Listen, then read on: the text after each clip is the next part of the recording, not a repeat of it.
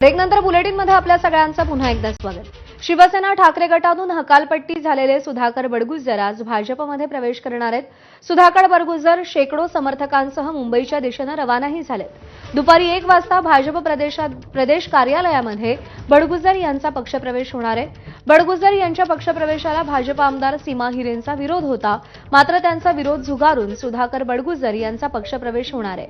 माजी मंत्री बबन घोलप, माजी महापौर अशोक मुर्तडक, माजी महापौर नैना घोलप यांच्यासह शेकडो समर्थक भाजपमध्ये प्रवेश करणार आहेत। सुधाकर बडगुजर मोठं शक्तीप्रदर्शन करत मुंबईमध्ये दाखल होणार आहेत। आगामी महापालिका निवडणुकीच्या पार्श्वभूमीवर भाजपमध्ये इनकमिंगला सुरुवात झाली आहे।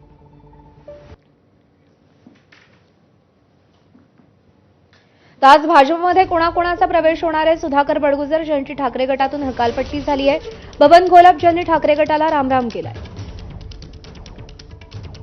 अशोक मुर्तडक ज्यांनी मनसेला रामराम केलाय, तर नैना घोलप ज्यांनी ठाकरे गटाला सोडचिठ्ठी दिली आहे।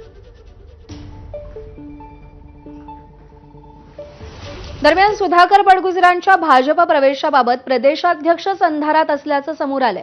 बडगुजरांच्या पक्षप्रवेशासंदर्भात आपल्याला माहीत नाही असं चंद्रशेखर बावनकुळे म्हणालेत। स्थानिक नेत्यांच्या एकमताशिवाय प्रवेश होत नाहीत असं बावनकुळेंचं म्हणणं आहे। प्रवेशावेळी नेते, आमदार, खासदार यांचं एकमत पाहिलं जातं। विधानसभा निवडणुकीला 6 महिने झालेत।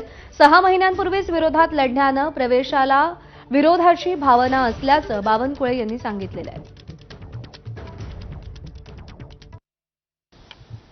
सुधाकर बडगुजर यांच्या पक्षप्रवेशाबद्दल कुठलीही माहिती माझ्याकडे नाही आहे आणि त्यामुळं जोपर्यंत तिथे स्थानिक आमचे सर्व टीम आम्ही जेव्हा पक्षप्रवेश करतो तेव्हा स्थानिक जे टीम असतं किंवा स्थानिक पदाधिकारी असतं किंवा स्थानिक आमदार खासदार असतं त्यांचं सर्वांचं कन्सेन्सस झाल्याशिवाय, एकमत झाल्याशिवाय पक्षप्रवेश साधारणतः आमच्याकडे होत नाही।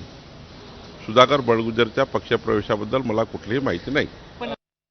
स्थानिक नाशिकच्या पदाधिकाऱ्यांचा काही विरोध या पक्षप्रवेशाला आहे आणि कारण निवडणुकीच्या राजकारणामध्ये जेव्हा आपण एकामेकाविरुद्ध लढतो आणि आता निवडणुकीला केवळ 7 महिने झाले आहे, त्यामुळं साधारण एक विरोधाची भावना असतं आणि त्यामुळे साधारण नाशिकमध्ये थोडा विरोध आहे। दरम्यान